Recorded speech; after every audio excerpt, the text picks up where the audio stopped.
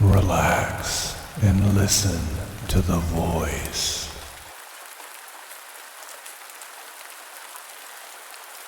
When a little girl's cat had kittens, they disappeared after a couple of days. She asked her mother what happened to them, and her mother said, "God took them." Months later, the cat again had a litter of kittens. Her mother sent her out to run some errands, but before she left, she wanted to play with the kittens again. She heard her father coming, carrying a bucket, and hid from him. She watched while her father put the kittens in a sack and drowned them in the bucket. Later, the girl again asked her mother what happened to the kittens. Her mother said, "God took them." Several days later, the mother asked the girl to watch her brother in the bathtub while she answered the phone. When the mother returned, she went instantly pale with fright and started screaming, "What happened to him? What happened to your brother?" The little girl turned and looked at her mother and said, "God took him."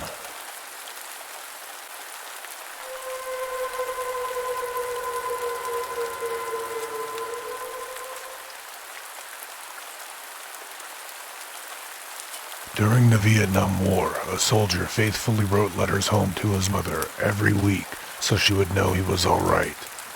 But one week, she didn't get a letter and immediately began to worry. Within a couple of weeks, she got a letter from the army saying that her son's plane had been shot down over North Vietnam. Her son had been captured and was being held in a Vietnamese prisoner of war camp. They assured her that her son was in good health and that they had no reason to believe the American POWs were being mistreated in any way. A few weeks later, the woman finally received a letter from her son. It read, "Dear Mom, try not to worry about me. They're treating us well, and I'll be released as soon as the war is over. Make sure that little Teddy gets the stamp for his stamp collection. Your loving son, John." The woman was overjoyed to hear the news, but was confused because she had no idea who little Teddy was. She decided to steam the stamp off the envelope and have a look. When she peeled back the stamp, she saw that there was a small message scrawled on it in tiny misshapen writing. The message read, "They've cut off my hands."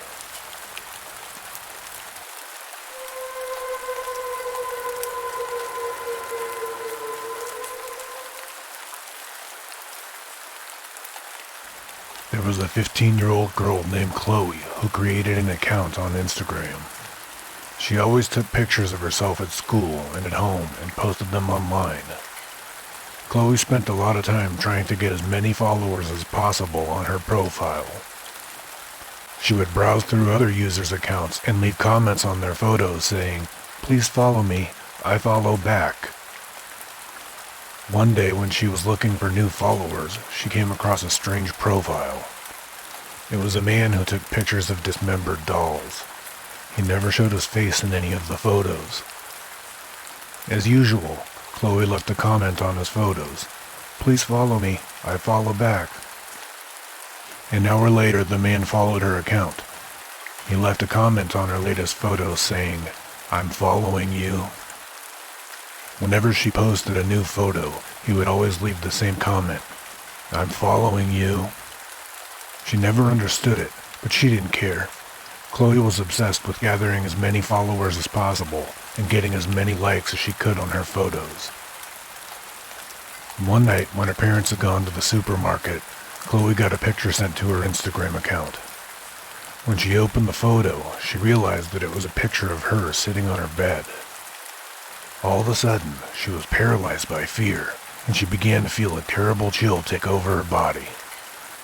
She heard footsteps approaching, and a gravelly voice behind her said, "I'm following you."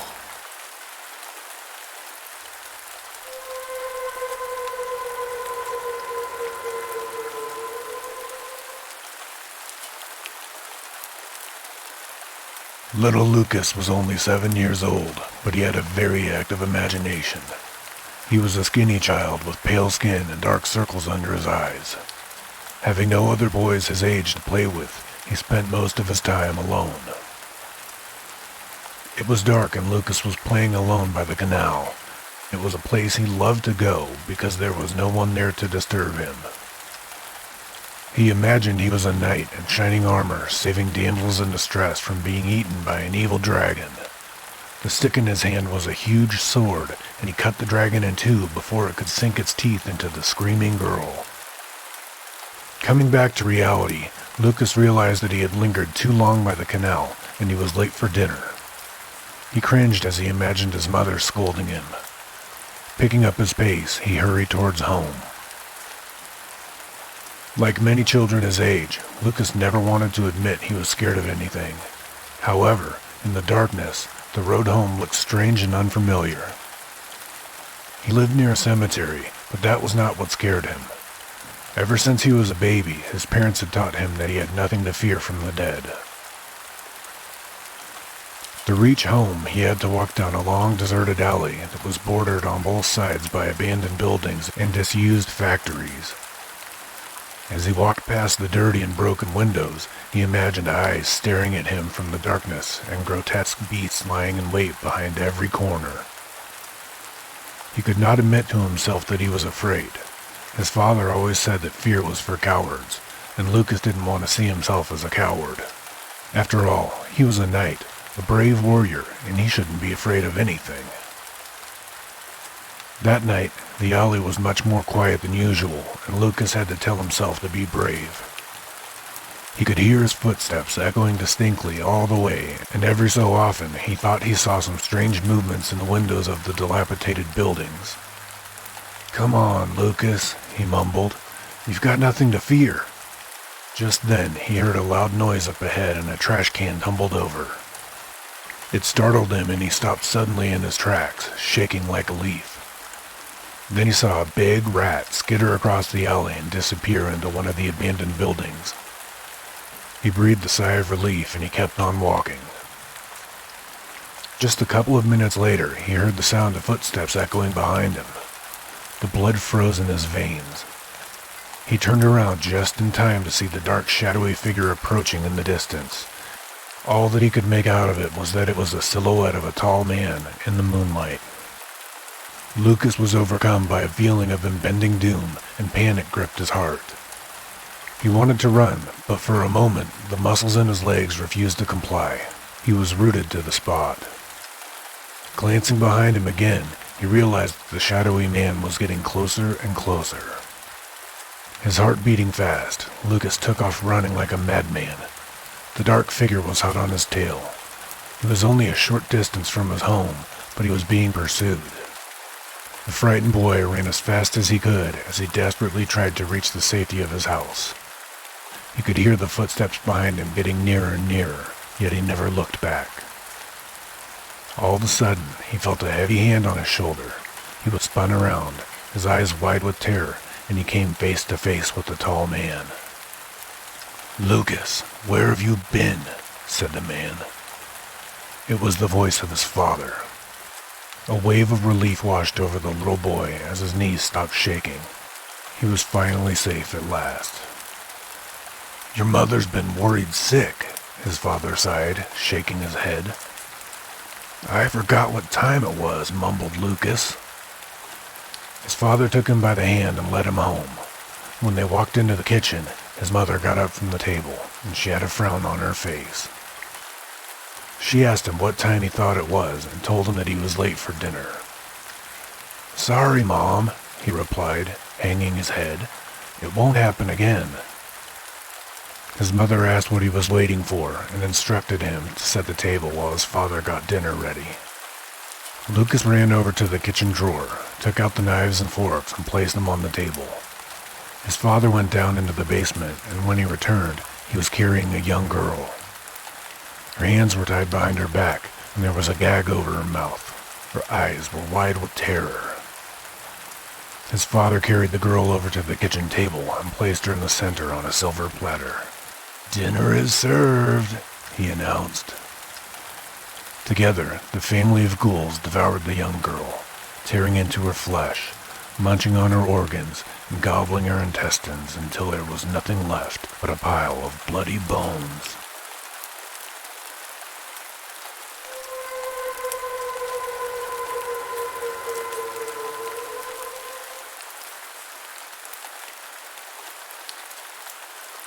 A few years ago, there was a lady who lived near a mental hospital.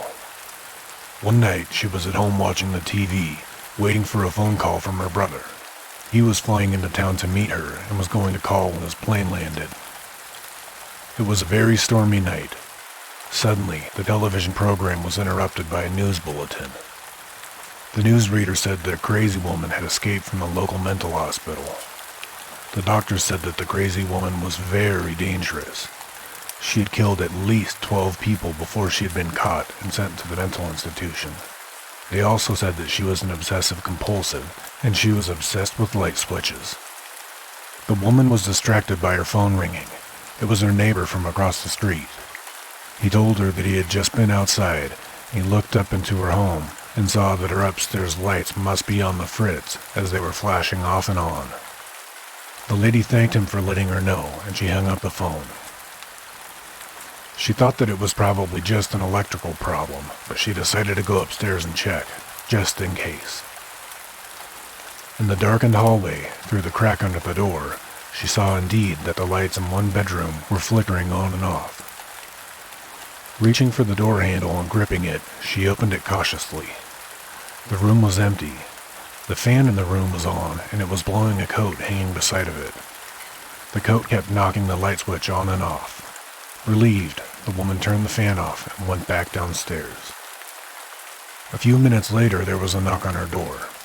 It was her neighbor again. He told her that the lights upstairs were still flickering off and on, but this time it was in a different window. Together they went upstairs to check it out. When the woman opened the door of that room, she also found it empty. The lights were off. Her neighbor stepped into the room and began switching the lights on and off again and again. At this point, the lady decided that her neighbor must be imagining things, so she thanked him and escorted him downstairs. After he left, the phone started ringing. It was her brother, calling to tell her that he had arrived at the airport. "You don't need to pick me up," he said. "I'm getting a taxi. I'll be there in about a half an hour." Before she could reply, she heard on the line a raspy female voice, and it said, "Great, I'll see you soon."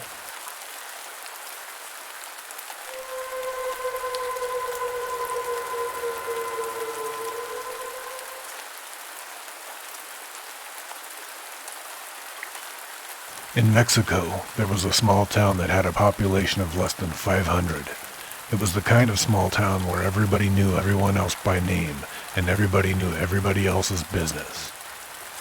In this town, there lived two young boys who were twin brothers. Their mother never disciplined them, and the two boys were constantly misbehaving. Everyone in town knew of them, and they were nicknamed the Evil Twins because they were always the cause of everything bad that happened there. They were even suspected of killing some of the cats and dogs in the village, but the police and people could never prove it. One Sunday, an old man died in his home. While the priest and the undertaker were outside, waiting to transport the body to the cemetery, the twins peeked in the back window. When they saw the corpse, they immediately wanted to take a closer look. The twin boys didn't care about disturbing the dead, so they broke into the house and started playing around with the corpse. One of the boys moved its mouth like a puppet, while the other poked its eyes out with a stick. While they were playing, the twins heard footsteps. Afraid of getting caught, they put the corpse back in the coffin, but they couldn't find a place to hide. Just as the priest was opening the door, the boys jumped into the coffin with the dead body and closed the lid. Just a short while later, the priest and the pallbearers carried the coffin to the cemetery, where the funeral was ready to be held. They noticed that the coffin was heavier than usual, but they never bothered to look inside.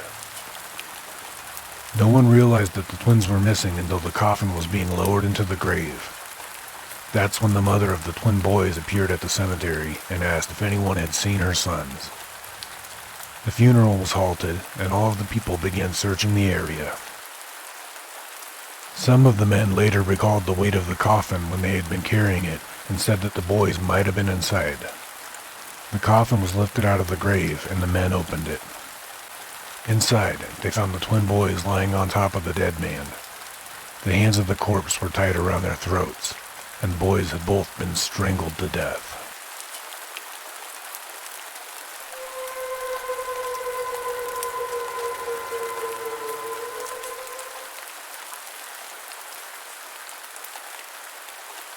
There was a young man who was very reckless and foolish. Sometimes, for fun, he would take his father's car without permission and go out driving around the area, even though he didn't have a driver's license. One day he was driving too fast, and as he came around a corner, the car ran up on the sidewalk. He knocked down a woman and her young son. The mother was badly injured, and her little boy was killed on impact. Her son bled to death as she held him in her arms. The young man was arrested by the police and charged with reckless driving. He claimed that he wasn't guilty, even though he knew the accident was his fault. His father even hired the most expensive lawyer he could find to try to have the charges dropped. In court, the judge said that the young man could avoid going to jail if he paid a lot of money to the mother as compensation for the loss of her son. The young man happily agreed with that. However, the mother unexpectedly refused to accept any payment. "No amount of money is going to bring my son back again," she said. "There's something else I want you to do for me instead." The young man was eager to avoid going to jail, so he agreed to do anything that she asked. "My request is very simple," said the mother. "Once a month, I want you to send a postcard to yourself. That's all." The woman gave him a bundle of postcards. Each one had a stamp on it. She'd even written his name and address on every postcard. "Please don't write anything on them," she said. "Just send them as they are." The young man happily agreed to her conditions. He was relieved that he could get away without being punished. There were 60 postcards in total. If he sent one to himself every month, it would take 5 years. Not long after that, the young man got a job and tried to put the accident behind him. However, he kept his promise, and once a month, he mailed one of the postcards to himself. At first he didn't mind having to do it, but every time he sent a postcard, it reminded him of the accident. He began to regret that he hadn't just paid the woman compensation so he could forget all about it. Gradually, the young man came to hate having to mail himself a postcard every month. He hadn't seen or heard anything from the boy's mother since she gave him the little bundle of postcards. He finally decided that there was no way she could know whether or not he was sending the postcards to himself, so he stopped sending them. One day, the young man took the remaining postcards and decided to get rid of them by burning them in the fireplace. However, when he picked up the postcards and held a lighter to them, he noticed something strange. There was the same hidden message on each of the postcards, written in invisible ink. The message read, "Die, you murderer. I've been gracious and given you 5 years of life. I'll see you when you mail the last postcard."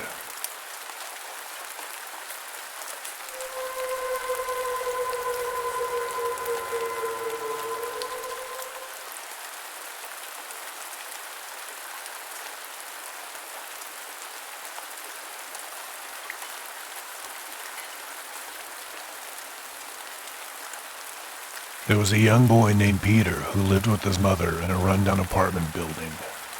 His father had deserted the family shortly after he was born. His mother was a drug addict and she didn't take very good care of Peter. The young boy often had to root around in rubbish bins to find something to eat. One day, Peter came home to find his mother lying on the kitchen floor. She had died of a drug overdose. Nobody knew how to contact the boy's father, so he was sent to live with his grandmother. Peter's grandmother loved him very much, but she was a poor woman and could barely afford to feed herself. She had a small kiosk near the train station where she sold cigarettes to passers-by and earned a very meager living. Whenever she had some money, she would buy groceries and stock the fridge, but before she knew it, Peter would eat everything in sight. Peter was like a starving animal. He couldn't stop eating and stuffed his face with food until his cheeks looked like they were about to burst. It drove his grandmother insane. "Peter," she would shout, "you must stop eating. If you keep this up, you're going to eat us out of house and home." But Peter couldn't stop. Every day, while his grandmother was at work, he would clean out the fridge, then go hunting through the kitchen cupboards, searching for leftover food. "Peter," cried the grandmother, "I'm a poor woman. If you don't stop this, we will both starve to death." When Peter still didn't listen to her warnings, the frustrated woman began to beat him. She didn't want to hurt the boy, but she had to stop his binge eating. She was 3 months behind in rent, and there wasn't a morsel of food left in the apartment. Peter became afraid of his grandmother, and he dreaded the beatings every time she came home. In his head, he began making plans to run away. One day, Peter disappeared. His grandmother went around to all the neighbors asking if they had seen him. She searched everywhere in the neighborhood, knocking on doors and peeking in windows, but she couldn't find him anywhere. Eventually, she went down to the police station and filed a missing persons report, but the police were unsuccessful in finding the boy as well. After a month passing, suddenly, Peter returned. One morning, the grandmother heard a faint knock on the door of her apartment. She opened the door and saw her grandson standing there. His face was pale, his cheeks were sunken, and his clothes were ragged. The old woman started crying and embraced him and hugged him tightly. The only thing Peter said to her was, "Grandma, I want to eat." The grandmother immediately opened the fridge and pulled up everything that there was. Soup, salad, sausages, everything. As the old woman boiled the soup, her grandson sat down at the table and began to eat. Peter stuffed his face with the food, cramming it into his mouth until his cheeks were swollen. His grandmother was so glad to have him back, she didn't even say anything about it. Just then, the old woman noticed something strange. Every time Peter opened his mouth, something fell out. She looked down at the table and saw a bunch of wriggling maggots all over the tablecloth. She stepped back and stared at him in horror. "Where have you been, Peter?" she asked. "You know, grandmother," he replied. "You know where I've been." With these words, he rose from the table. His grandmother just sat there with her mouth open, staring at him. Peter staggered down the corridor, and as he neared the front door, he collapsed and fell to the floor. The grandmother ran over and gathered the boy in her arms, but he wasn't moving. His skin was gray and he looked like death. The old woman was frightened and placed her grandson on the sofa. Then she called the doctor. While she waited for help to arrive, she dashed from corner to corner, grabbing the boy by the hand, checking his pulse, but Peter showed no signs of life. Finally, the doctor arrived. He bent over the boy to take a closer look at him, and then suddenly straightened right back up. "Old woman," he exclaimed in horror. "This boy has been dead for weeks. Look, he's already begun to rot. His mouth is full of maggots." The grandmother burst into tears and said that only half an hour ago she had fed her grandson sausage, salad, and a bowl of soup. The doctor made a call. The young boy's corpse was taken away, and his grandmother was taken into the police station. After an investigation, the police decided that she had killed her grandson over a month ago, hitting him over the head with some blunt, heavy object. The courts found her insane, and the old woman was sent to a psychiatric hospital to live out the remainder of her life.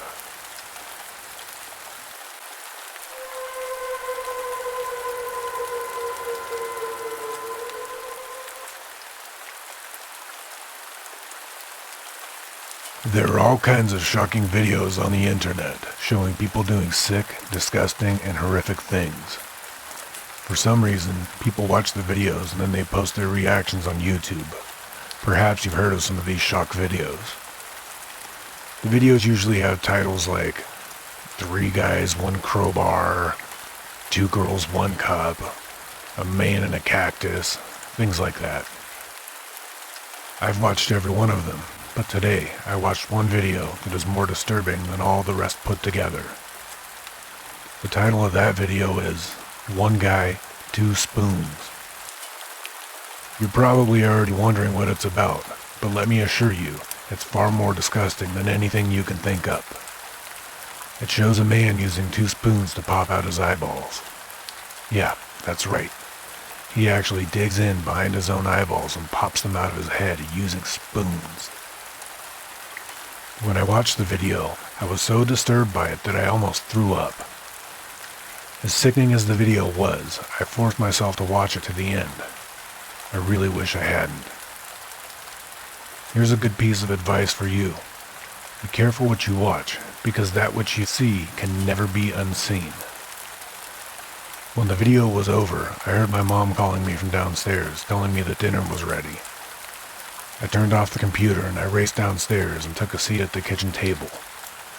My dad was sitting there already reading the newspaper, and my mom was setting up the table. Out of the blue, my father said, "Oh, that's odd. This article claims there's a new viral video going around on the internet. They're saying it's really dangerous.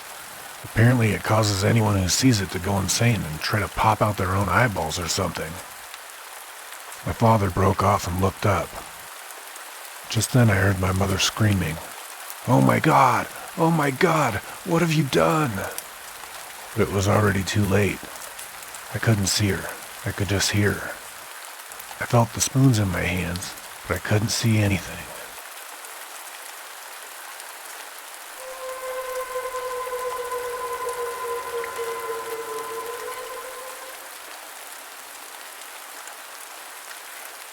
There was an old apartment building in Japan that was 7 stories high. The apartments were very small and decrepit, and the building had no elevator. There was only a large, dilapidated wooden staircase that spanned 7 flights of stairs. Each one had 7 steps. On the first floor of the building there was a 1-room apartment directly opposite of the staircase.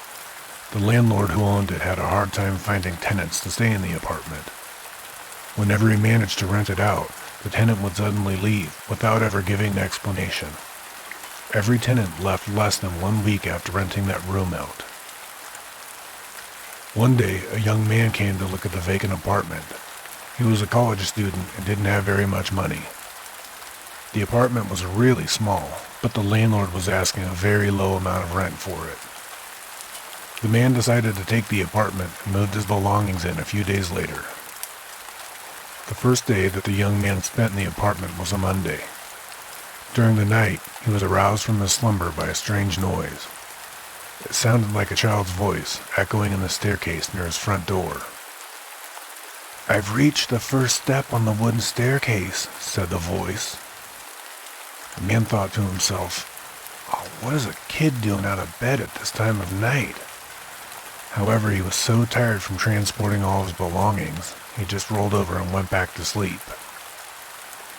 The next night, he was again woken up by the same voice calling out, "2 steps on the wooden staircase have I climbed." On Wednesday night, the voice cried, "3 steps on the wooden staircase have I climbed." The man jumped out of bed and ran to the front door. When he opened the door and looked out, he saw that the staircase was empty. An unnerving thought crossed his mind. Could it be possible that the staircase is haunted? And so on it continued the same way on the 4th, the 5th, and the 6th day. Every night the man heard the child's voice calling out. Each time it seemed to be getting closer and closer. Sunday night finally arrived and the man was trembling in his bed. He thought about moving out, but he told himself that he must be brave. He refused to allow himself to be scared off by a ghostly voice. In the middle of the night, he woke to hear something scratching at his door. The voice cried out, "I've reached the 7th step on the staircase." A shiver ran down the man's spine as he heard his locked front door swing open. The next morning, the landlord arrived to collect the rent and see that his new tenant was settled in. When he knocked on the apartment door, there was no answer. Suspicious about the whole situation, he took out a spare key and let himself in. Sprawled across the bed, he found the tenant's mangled body. His face bore an expression of unimaginable fear. The police came and examined the body, but no cause of death could be determined. It seemed as if the man had just been scared to death. The apartment's still vacant today, awaiting a new tenant. Over the years, all the previous residents have fled before the week is through. They all say they left because they feared what might happen when the voice reached the 7th step. There are only 2 people who know the answer. that dead man, and the unspeakable thing that climbs the wooden staircase every night.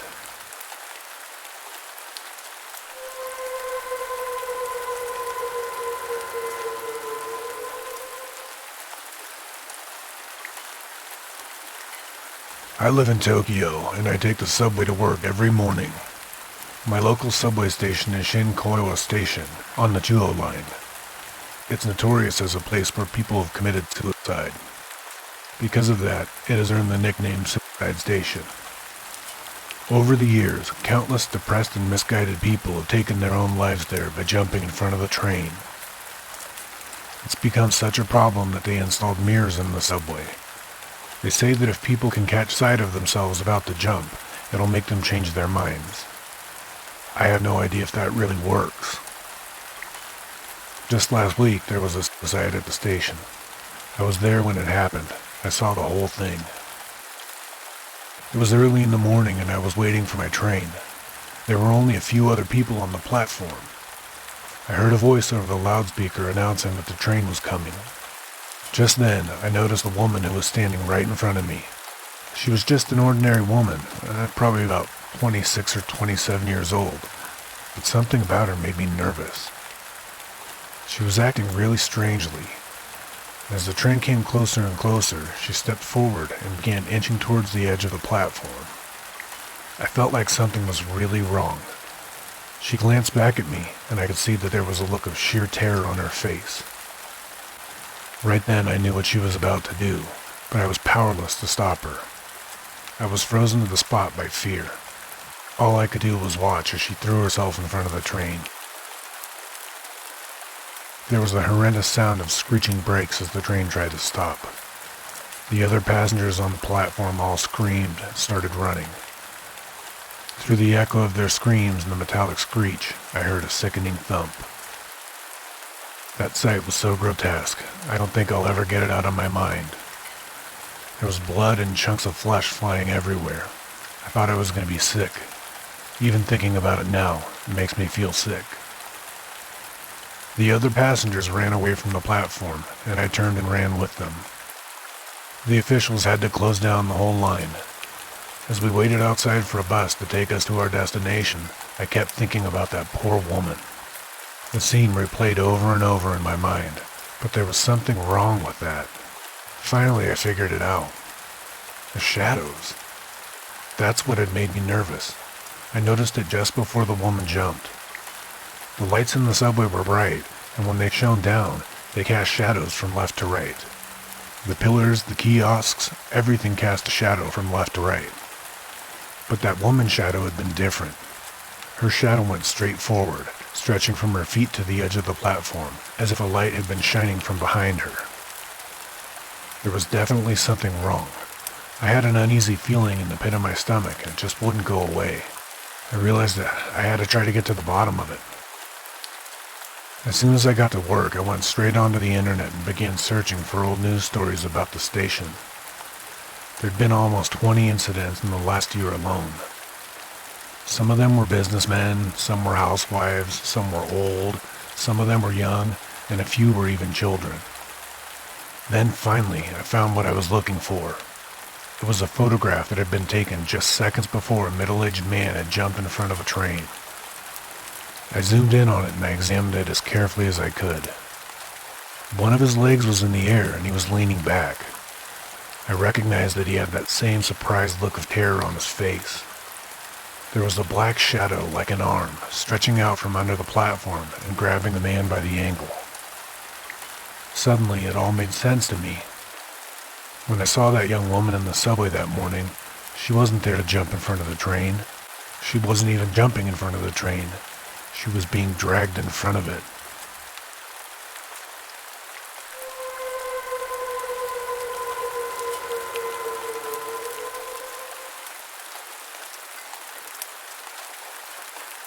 About 20 years ago, there was a young girl who was a talented ballet dancer. Her mother was really proud of her, and she had ambitions that someday her daughter would become a famous ballerina. The girl's hopes of a bright future were dashed, however, when she was diagnosed with terminal cancer. The doctors told her that she probably had less than a year to live. As the months went by, her mother tried to make her as comfortable as possible, but the girl's condition worsened and worsened. Soon she was unable to walk or even stand, and had to spend most of her time laying in bed. One night, the mother was downstairs watching television, and she heard bumping noises coming from her daughter's room. She raced upstairs, opened the bedroom door, and she was shocked to see that her sickly daughter was out of bed and moving around. Not only that, her daughter was jumping and dancing around the room, just like she had when she was healthy. The mother watched in delight as the young girl performed leaps and pirouettes. She grabbed a camera and started taking photos of her beloved ballet girl. Marveling at her daughter's miraculous recovery, the mother snapped picture after picture until the camera was out of film. In the end, the girl finished in the arabesque position. The mother gave her a round of applause, but when she looked at her daughter's face, she suddenly stopped clapping. The girl's eyes were rolled back in her head, and her face was deathly pale. Just as soon as her mother noticed that, the girl keeled over and collapsed in a heap on the bedroom floor. The young girl was rushed to the hospital, but was pronounced dead on arrival. The doctor said that the ballet dancing had been too much for her weak heart to withstand. She had literally danced herself to death. Her mother was absolutely inconsolable. After the funeral, the mother took the pictures to be developed. When she got them back, she flipped through the photos, remembering that last happy moment when her daughter had danced so beautifully. Suddenly her hands started shaking and a scream died in her throat. She dropped the photographs to the floor and she collapsed. The pictures revealed that the entire time her daughter was performing the ballet moves, there was a ghostly presence behind her, clutching her by the head and neck, pulling her back and forth, forcing her to dance.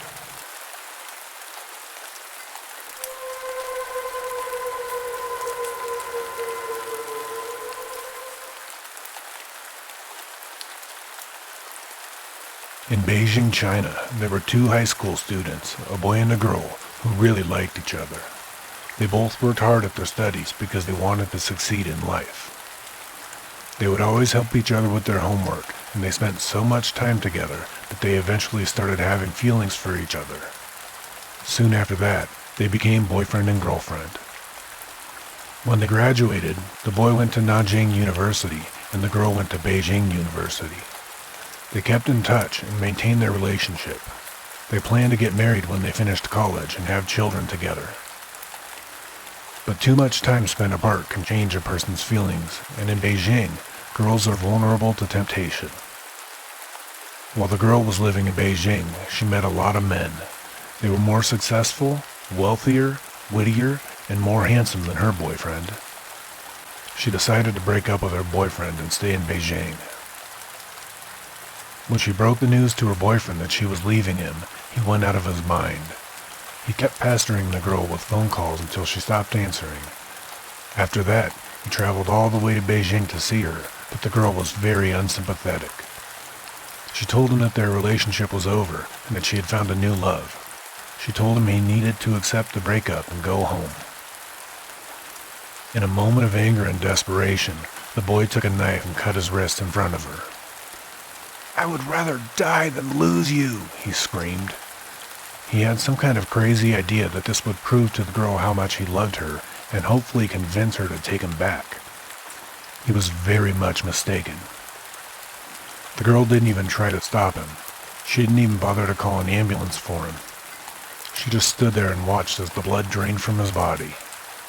He writhed on the ground in convulsions of pain and agony until his dying breath, and he stared at the girl the entire time, hoping that she would agree to take him back. When he was dead, she called the police and they came to take his body away. She didn't even bother to attend his funeral. Shortly after this, the girl discovered that she was pregnant. 9 months later, she gave birth to a little boy. Before long, she was fed up with being a mother. Taking care of a child was just too much work for her, and it was affecting her social life. When men found out that she had a child, they didn't want to date her and didn't want much to do with her. Eventually, she decided to give the little boy to her mother so that she could raise him instead. She didn't like her baby much, so it wasn't that difficult of a decision for her to make, and she found that her life was much more fun without the child. However, her mother insisted that she visit the boy one weekend per month. One night, the girl drove to her mother's house to visit her son. She only planned to stay there an hour or so, and then she would head back to Beijing to spend the evening with her new boyfriend. When she got to her mother's house, she saw the boy sitting in the front garden. She noticed there was something odd about him. When she looked closer, she suddenly realized that he was slicing his wrist with a knife and sucking the blood. The girl freaked out. She ran over and she told him to stop. The little boy stared at her intently. The look was so familiar. She felt like she recognized that stare. Suddenly the child got up, ran over to her, jumped on her, drew the knife back and screamed, "I would rather see you die than lose you."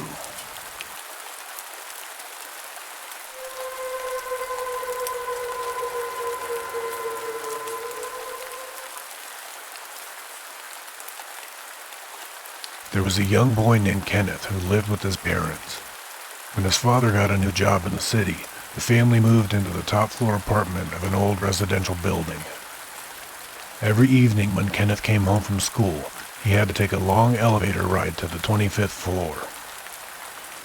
After a few days, he began to get a horrible feeling whenever he stepped into that elevator.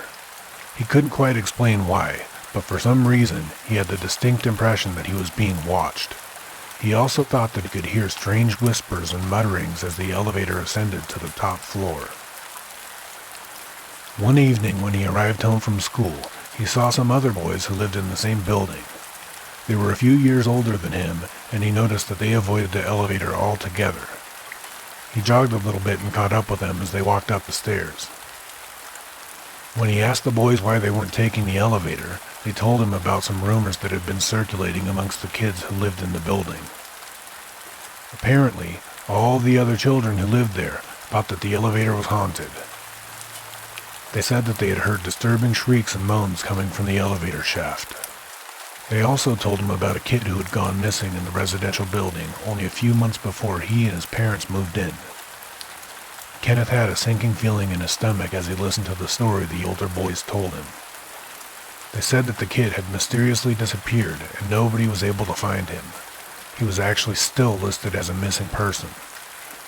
The adults thought he must have been kidnapped, and the police were still investigating, but the kids all suspected that it had something to do with the elevator.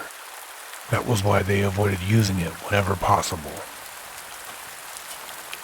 When Kenneth reached the top of the stairs, he ran into his apartment and breathlessly told his mother about the unsettling stories the older boys had shared with him. She just laughed and dismissed them as the typical rumors and legends that kids and teenagers always like to use to scare each other. His mother said that there was no such thing as a haunted elevator, and it was childish to believe such outlandish tales. Still, Kenneth couldn't help being terrified of the old elevator. He took to using the stairs as much as possible, even though it was a very long climb and it left him tired and out of breath. The only time he would use the elevator was when his mother or father were with him.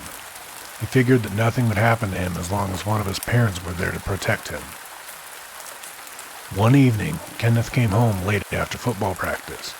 He was deathly tired and was really dreading having to climb the stairs. He walked into the lobby of the residential building and breathed a sigh of relief when he saw his mother standing there, with her back to him, waiting for the elevator. The doors opened and she stepped inside. Kenneth jumped in after her.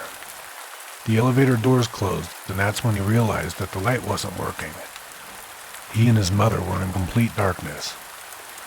Kenneth broke out into a cold sweat. The elevator started to go up. In the darkness, the frightened boy heard an eerie chuckling sound. "Mom, did you hear that?" he asked nervously. As the elevator ascended, the chuckling grew louder. It sounded like evil laughter. "That's the sound I told you about, Mom," he said as he began shaking with fear.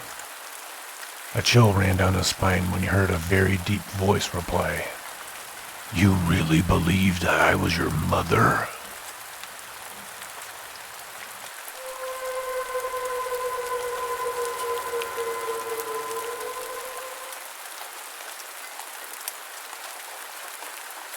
A man went to a hotel and walked up to the front desk to check in. The woman at the desk gave him his key and told him that on the way to his room, there was a door with no number on it that was locked, and that no one was allowed in there. Especially, no one should look inside of the room under any circumstances. He thought this was strange, but he followed instructions that the woman at the front desk gave to him, going straight to his room and going to bed.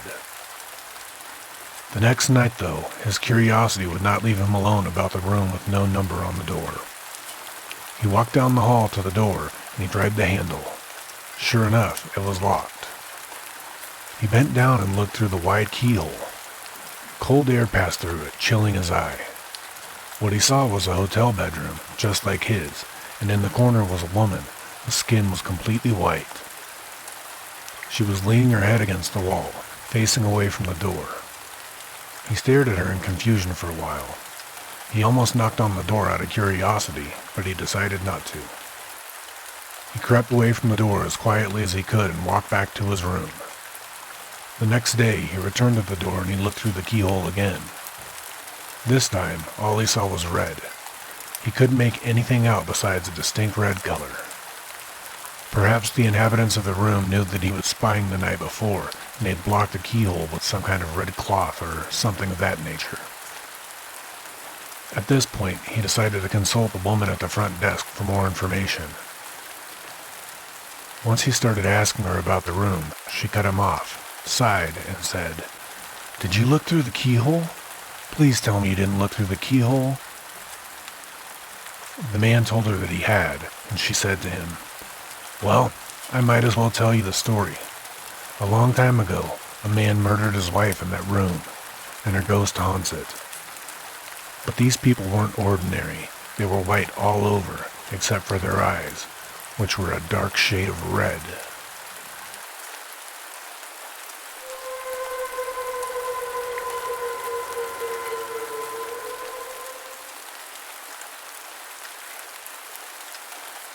One evening, a woman came home late from work. She put her handbag down on the kitchen table and started rummaging through it. Then she realized that she didn't have her mobile phone with her. She couldn't remember the last time that she'd actually had it. I must have lost it on the way home, she thought to herself. She went into the hallway, picked up her home phone, and dialed the number of her mobile. The phone rang for a long time, and then someone picked it up, but they didn't say anything. "Hello?" said the woman. There was no answer, but she could hear someone breathing on the other end. "Hello? Can you hear me?" There was still no answer, but the breathing got heavier. "Hello? Can you hear me? Can you hear me?" the woman asked again and again. Then, in a low voice, the person on the other end said, "I hear you." Then they hung up. After that, the woman kept calling her mobile, but nobody picked it up. Eventually, she just assumed someone had stolen it and gave up in frustration. By this time it was late, and she decided to get ready for bed. When she went upstairs to her bedroom, she was shocked to see that her mobile phone was sitting on the nightstand. She picked it up and checked it. It had been switched to silent mode.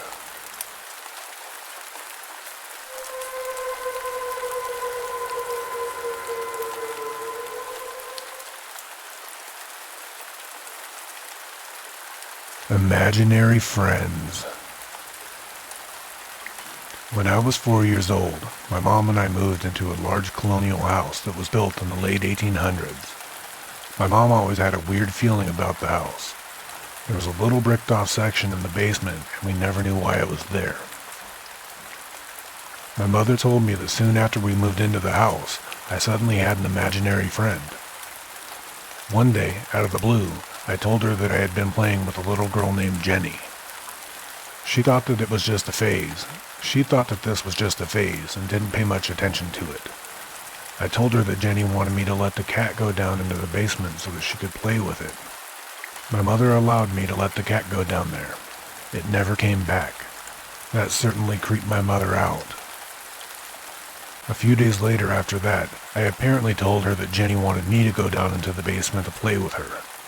My mother absolutely refused and told me to go upstairs to my bed. I did exactly what she said, and when I woke up the next morning, I had deep scratches all over my back and my legs. My mom decided to do some research on the history of the house. She found an old picture of the house and the family who used to live there before us. She showed me the picture and asked if I recognized any of them. There were 7 little girls in the picture, and without any hesitation, she said I pointed to one of them. The names of all the family members were written on the back of the photo. The girl that I pointed out was named Jenny. At that point, my mother became extremely scared and nervous, because during her research, she discovered that the girl named Jenny had gone down into the basement one day and was never seen again. The family never found her, and over the grief of their missing daughter, they moved away shortly after that.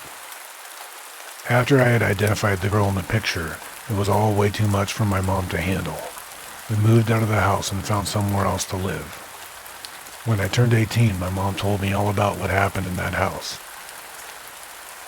It feels surreal, but it still scares me whenever I think about it.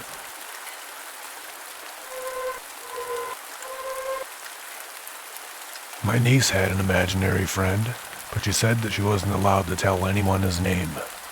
She said he told her everyone would get scared if they knew it. We kept asking her, but she would never tell anyone what his name was. One day, her mom and I were in the hallway and my niece didn't realize it. She was talking to her imaginary friend. She called him by his name. To this day, whenever I think about it, I still get the chills. Her imaginary friend's name was Lucifer.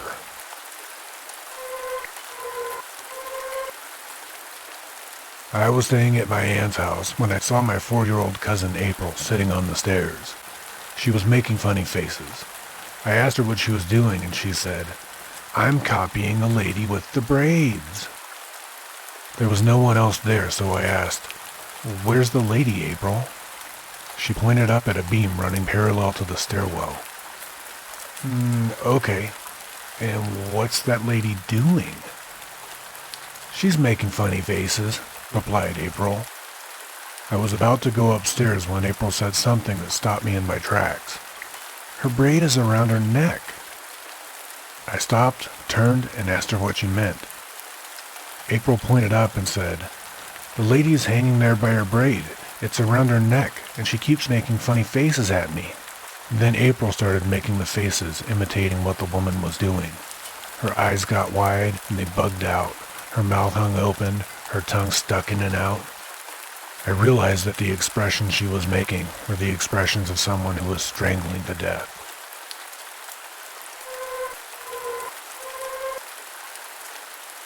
When I was growing up, there was a girl in my neighborhood who we all thought was very weird. All the other kids were kind of freaked out by her. One day, she told all the kids that in the forest behind her house, there were dead and bloody people. When the kids heard this, they all freaked out, and some of them even went home and told their parents. A couple of the kids' fathers got together and went out to the forest to search it, just in case. All they found out there were candy wrappers, litter, and empty beer bottles. After that, all the kids in the neighborhood refused to go near that girl, including me. A few years later on, my parents divorced. On the day the moving came to take my mom's things out of the house, the girl came out of nowhere and told me that Matt didn't like that my parents were getting a divorce. I had no idea who Matt was. Even though I stopped being friends with the girl, my dad was still friends with her parents. My dad told me that Matt was her imaginary friend. Her parents had told him all about the problems they were having with Matt. Apparently Matt was often too physical. They claimed that Matt could control the lights and could even make the power go out. They also said that Matt also knocked on doors at night, and if he was ignored, the banging on the doors would start getting louder and louder. A few years later, my dad decided that he would invite the girl and her parents over to our house. I was begging my dad not to do this, but he said it would be nice to catch up with them. When they came over that night, my dad told me to entertain the girl, run off and play with her. I brought her up to my bedroom, and she seemed to be acting normal. She even told me how nice my room was. Either way, I was still pretty creeped out by her. She sat down in the middle of the floor while I tried to put a DVD in so we could watch a movie. All of a sudden, out of nowhere, in the most deadpan voice imaginable, she said, "Matt's here." At that exact moment, the lights began to flicker on and off. I got so scared, I ran out of my room and started crying in fear. Her parents came running up the stairs, dragged their daughter out of my room, and took her home. For weeks and weeks after that, I refused to even go into my bedroom. I haven't heard very much from that family or much about them ever since then. I heard that Matt still controlled the lights in their house, but I don't know if he's still around. To this very day, no matter where I'm at, if the lights begin to flicker on and off, or if a light bulb blows, I still get scared senseless.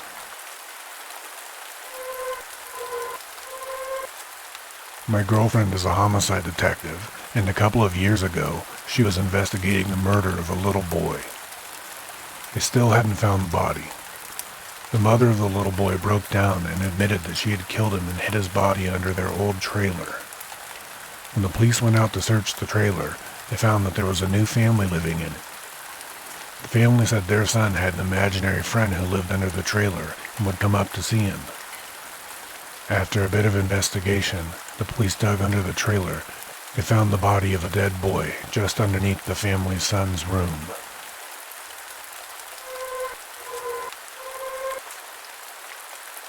When my daughter was 3 years old, she had an imaginary friend named Kelly who lived in her closet. She said that Kelly played with her and sat in a little rocking chair while she slept. 2 years later, we were watching a horror movie, and my daughter said, "That looks like Kelly." I wasn't sure what she meant, so I said, "Kelly who?" "You know, Kelly," she replied. "The dead girl that used to live in my closet."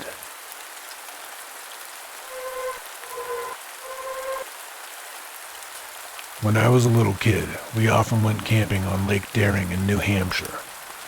One day, when I was about 6 years old, I think, I fell off the dock and I plunged into the water. I couldn't swim very well. Actually, I couldn't swim. While I was underwater, I distinctly remember seeing a little girl down there who told me to look up towards the sun and just keep kicking and I'd be fine. I did what she said, and I swam to the surface just in time for my grandfather to grab me by the hair and pull me back up onto the dock. Years and years later, I found out that a little girl had drowned in that lake very near that same spot.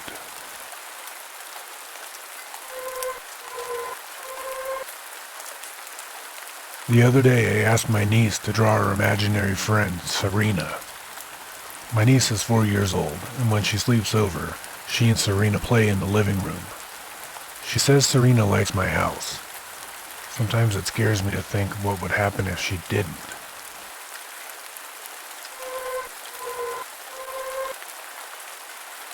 When I was just a baby, my older sister Julia had an imaginary friend named Jessica.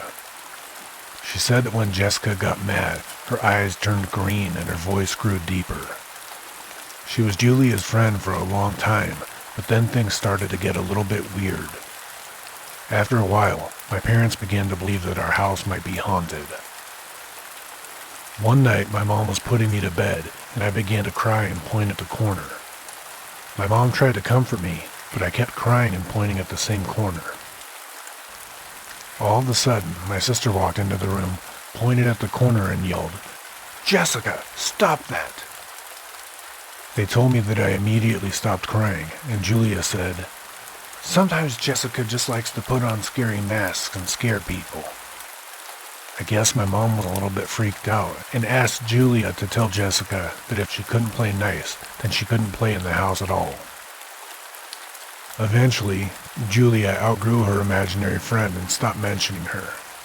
A few years later, my little sister Abby began to talk. She told my mom she had a friend that no one else could see.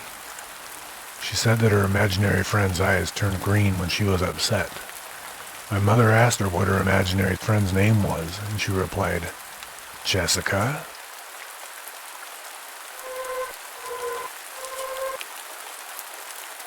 Back when I was in elementary school, my best friend's name was Ryan.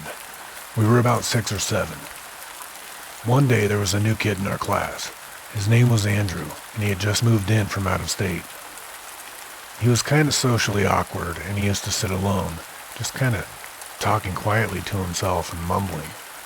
The strange thing was, he always appeared to get upset and become enraged during these conversations with himself. Ryan and I decided to befriend him, and he invited us over to his house for a sleepover. The whole day went by without incident, and it was all good fun. We actually really liked him. Andrew seemed different at home. He was more relaxed, more comfortable, just more normal. That night, we went to sleep in his bedroom, which was in the basement. I remember lying there on the floor. My buddy Ryan was asleep near me, and Andrew was across the room on a couch. It was dark and I could see only his outline. All of a sudden, Andrew started making some eerie, high-pitched noises. It sounded like a steaming tea kettle. Then he stood up, still letting out that high-pitched screeching noise, and I saw him walking towards me. I kicked Ryan to wake him up and started yelling. Both of us were just freaking out.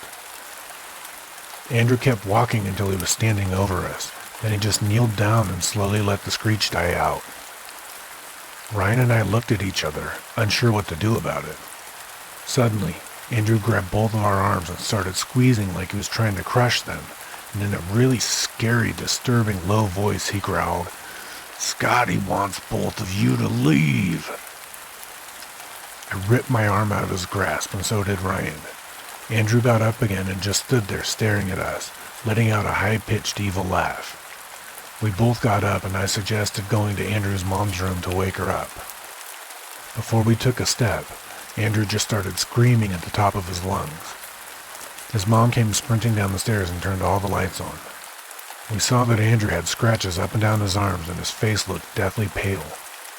His mom laid him on the ground and held him down.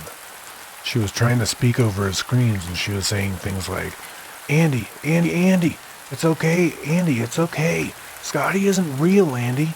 Andy, wake up." At some point, she turned to us and told us to go upstairs and put our coats on. She said that she was going to take us home. For a couple of weeks after that, we didn't talk to Andrew at school. Eventually, we finally got the courage and we asked him about it, and he said, "It's okay now. You won't see Scotty anymore. Nobody will." Needless to say, that was the end of that, and we just never talked to him again. At some point down the road, he ended up getting removed from school because he attacked a kid with a tree branch and some scissors at recess.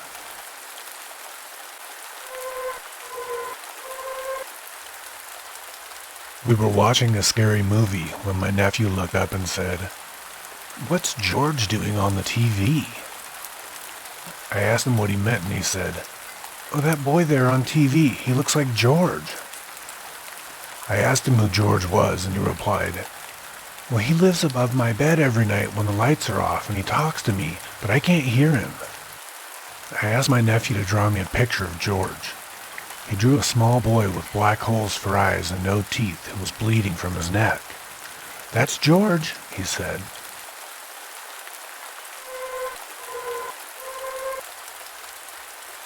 My little brother had an imaginary friend named Tuna.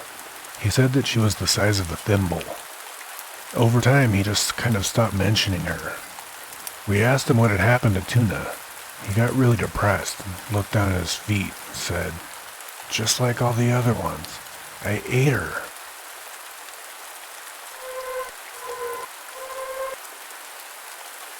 My daughter had some imaginary friends for a couple of years named Dodo, Ghana, and the Evil. They just sort of appeared out of nowhere when she was about 3 years old. It started with Dodo and Ghana. Then a few months later, she came up to me with a creepy, expressionless face and told me, "The Evil is coming over today," and she just walked away. It turned out that the Evil was actually a nice imaginary friend. She just had a really unfortunate name.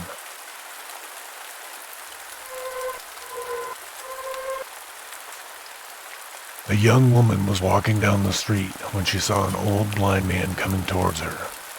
He was stooped over and wore dark glasses and had a cane. He seemed to be having a lot of trouble walking, and when he was passing by her, he almost fell over and onto the ground. She grabbed his arm and steadied him, and he thanked her for her kindness. Then he asked the young woman if she could do a favor for him.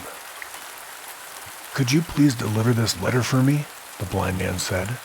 "I'm old and disabled, and I have a terrible time finding my way around the city anymore." Being the nice person that she was, the girl agreed to help him, and he handed her a letter with an address scrawled on the front. As the young woman turned to walk away, she happened to glance back and saw the blind man walking down the street quite quickly with his cane tucked under his arm. Then, to her surprise, the blind man took off his dark glasses and casually tossed them into a garbage can. Suspicious about all of this, the young woman took the envelope to a nearby police station. The police went to the address on the letter, which turned out to be a butcher shop owned by an old couple. Everything seemed perfectly ordinary until the police asked the old couple to open up a large refrigerator in the back of the shop. The old couple refused, vehemently, so the police had to break it open themselves. Inside of the refrigerator, they were confronted by a horrible scene. There were dead bodies strung up on meat hooks, and there were shelves that were stacked high with chunks of human flesh. Until now, the police had overlooked a letter which the mysterious blind man had given to the woman. They finally opened the envelope, and when they did, a piece of paper fell out which contained only one chilling line. The line read, "This is the last person I'm sending to you today."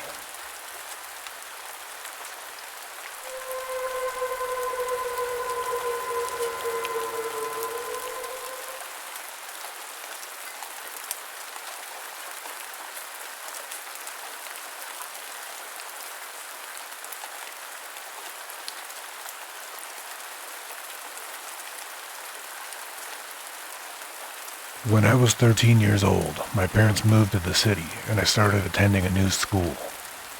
I was very shy at that age, and I didn't have any friends. It took me quite a while to fit in. The other guys seemed so much more mature than I was. A lot of them seemed to have girlfriends, and I had never even been kissed by a girl before. I wasn't really used to any kind of female attention at all. Whenever a girl smiled or winked at me, I was either extremely embarrassed or I was convinced that she was just playing some kind of joke on me. I never thought of myself as handsome, and I couldn't believe that any girl would really find me attractive. One day, I found a note in my locker. It was a small blue envelope, sealed with a little pink heart sticker. Inside of it was just one piece of paper. It read, "I think that you're gorgeous." I was genuinely touched. It was so sweet and so innocent. I wondered who had sent it, but I didn't really have any idea of how to go about finding out. I stuck the love note between the pages of one of my school books, and I began to daydream about who my new secret admirer might be. Could it be that cute girl who let me borrow her pencil in math class? Or was it my lab partner who always made me blush bright red when she smiled at me? Perhaps it was that girl in my history class who shared the book with me when I forgot to bring mine. Or maybe it was that short, brooding girl in the year above me who wrote poetry and spent most of her time sitting around in the park. I was just as excited as any other teenage boy would have been, filled up with dreams of puppy love, holding hands, and maybe a first kiss, or more. Whenever I started feeling sad about anything, I took the note out and I read it again. It always made me smile. A few days later, I opened my locker up, and I discovered another note. It was in a small purple envelope and was sealed with the same little pink heart sticker. I sat there, trembling with excitement and anticipation. I carefully peeled it open, and I unfolded the paper inside. It read, "I think you're so lovely."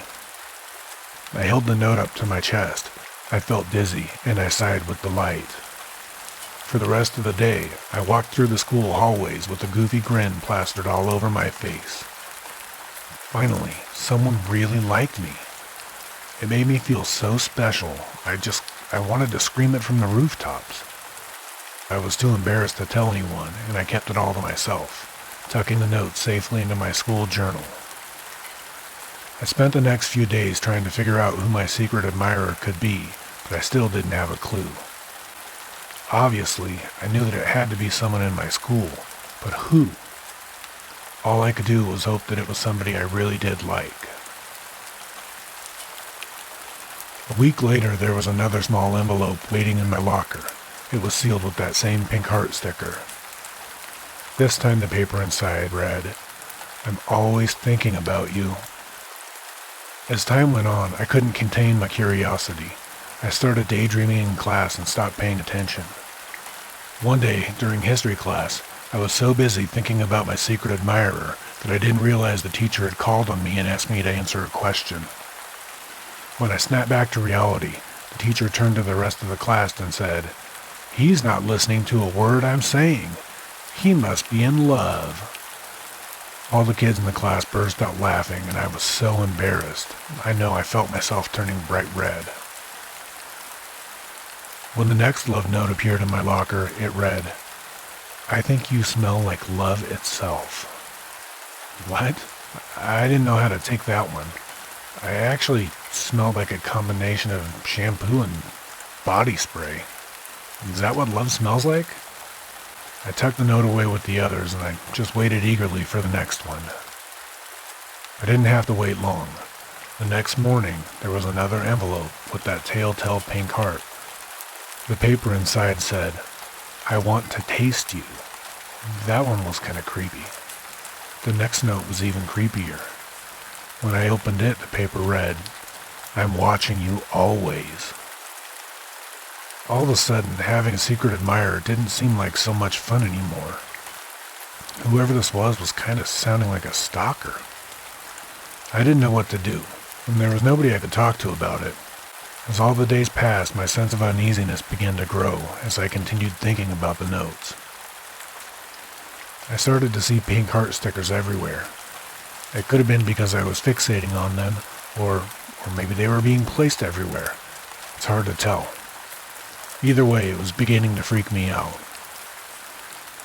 In the morning when my mother drove me to school, there was one stuck to the outside on the window of our car. She had no idea where it had come from. One day, after I went to the toilet in school, I came out. I was washing my hands in the sink. In the mirror, I noticed that there was a pink heart on the stall door, the same stall that I had just come out of. I wasn't sure if it had been there when I went inside, and I hadn't heard anyone come into the toilets while I was in there. It got to the point to where I dreaded seeing one of those pink heart stickers. It always made my stomach kind of sink. I was a nervous wreck about it, but I was afraid to confide in anyone. So I did the only thing a painfully awkward teenager can do. I just sat there and I suffered in silence. Not too long after that, things began to get really bad. One day I came home from school, and I was horrified to see a plain white envelope had arrived in the mail. It was sealed with one of those dreaded pink heart stickers. Now this person knew where I lived. I grabbed the envelope, and with trembling hands I peeled off the sticker and I opened it up. Inside there was a picture of a grown man, shirtless from the waist up. In his right hand he was holding a knife. There was a piece of paper inside too. Shaking, I pulled it out, and I read what it said. It said, "I bet your blood tastes like strawberries." I dropped the note and I screamed. As I looked down at it, I noticed something in the photo that filled me with horror. The man had taken this picture of his reflection in the mirror, but he had obscured his face. However, he'd forgotten to cover all of his tracks. Reflected in the mirror was a framed picture hanging on the wall behind him. Worst of all, I recognized that the framed picture was from one of my classrooms. Then I recognized the man in the picture. It was my history teacher.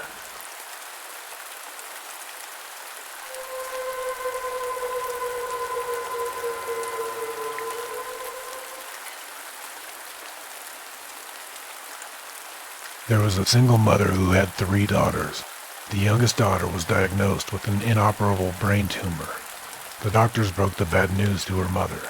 They told the poor woman that her daughter had only 3 months to live. The family were devastated by the horrible news. The mother decided to have a family photo taken while her youngest daughter was still alive. That way, they would always have something to remember her by. They hired a professional photographer to come and take the photo. The family posed with the youngest daughter sitting in the middle of the picture and her mother and the older sisters arranged around her. Afterwards, they had it framed and had it hung over the fireplace in the living room. 3 months later, the youngest daughter died in the hospital. Her mother and her 2 sisters were at her bedside when she passed away. The funeral took place a couple of days later. After the funeral, the mother was sitting in the living room when she happened to glance up at the family photo over the fireplace. She was horrified to discover that her daughter's face in the photo was shifting and changing. It looked distended and deformed, almost demonic. They brought the family photo to the professional photographer and complained. The photographer said that he had no explanation for why the photo would suddenly change or do anything to make the child appear so grotesque. He couldn't explain what the issue was. The mother was at her wit's end and she was heartbroken. She took the family photo to a psychic and begged the psychic to tell her what was wrong. The psychic agreed, took the woman's money, and took one look at the family photo and then recoiled in horror. "I'm sorry to have to tell you this," said the psychic. "Unfortunately, your daughter didn't make it to heaven, and she's stuck in hell."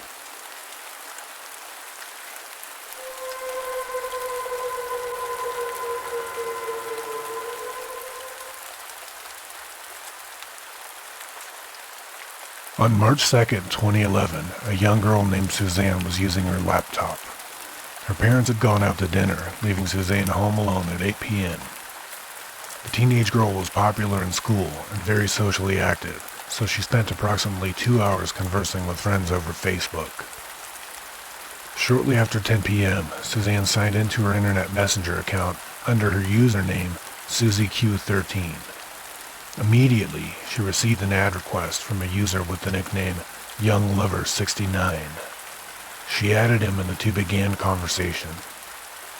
A strange person told her that he was an acquaintance of one of her school friends and asked if she could send him a link to her Facebook. Being a trusting person, Suzanne dutifully obliged. The following is an excerpt from their chat logs. YoungLover69. Looking at your pics. Be right back. Wow, you're beautiful. You really think so? Yes, you've got beautiful hair. Oh my gosh, thank you. Yeah, you've got beautiful hair and beautiful eyes. Well, people do say my eyes are my best feature. Yeah, I bet they do. You've got beautiful hair, beautiful eyes, and a beautiful nose. And you've got a beautiful neck. And you've got a beautiful body. Okay, that's enough. And you've got a beautiful heart. I bet all of your internal organs are beautiful. Ew, now you're just being creepy. I want to see them. Okay, weirdo, goodbye. I want to cut you open and look inside. I said goodbye, leave me alone. I want to run my fingers through your entrails. That's it, stop messaging me, you freak. If you send me another message, I'm reporting you. I want to remove your organs delicately, one by one. That's it, you've been reported. If you don't stop, I'm going to call the police. Yeah, I want to remove your organs delicately, one by one, and I want to kiss them lovingly, and caress your intestines, and play with them for hours. That's it, I'm going to block you. Susie, Susie, Susie, Susie, Susie, in all capitals. What do you want? You're freaking me out. Oh, I want your blood all over me. That's it. I'm gonna block you. I'm calling the police. Get lost, you psycho. I can see you. I can see you, Susie. I'm watching you right now. I can prove it. Peekaboo. I see you. You're there in your house. You're chatting on your laptop, sitting on your couch. Ask me where I'm at, Susie. Ask me where I'm at, Susie. Susie, Susie, ask me where I am. Susie couldn't leave well enough alone. She kept reading these messages, even though she said she was going to block this person. She never did. At this last message, she replied, "Oh my God, leave me alone, you creep." Young Lover 69 replied, "If you ask me where I am, I'll stop messaging you." Okay then, I'll ask you where you are if it'll shut you up. Where are you? In a house? Chatting on a laptop? Hiding behind your couch? Later that night, Suzanne's parents arrived home and found their house strangely quiet. Upon opening the living room door, they were confronted by a horrific scene. The room was covered in blood, and their 13-year-old daughter's corpse was lying in the middle of the floor. She had been sliced open from top to bottom, and her internal organs were strewn all about her. When the police arrived, they found a bloody knife and a laptop computer sitting behind the couch. The laptop was open and running Facebook Messenger. Police were unable to trace the laptop. It had been purchased the day before the murder had taken place and had only been used once to access Messenger. Today, Suzanne's murder remains unsolved and her killer is still on the loose. It's best to be wary of messages from strangers.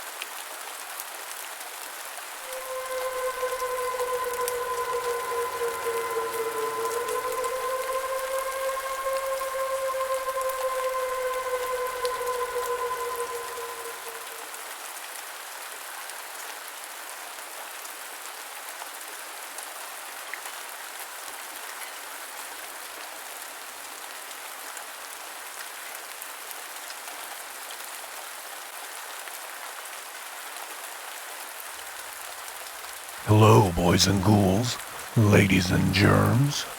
We hope you've enjoyed this installment of Creepy Stories. Hopefully it's not too much for you. Hopefully you're able to sleep with the lights off. We'll see you on the next installment. But until then, sweet dreams.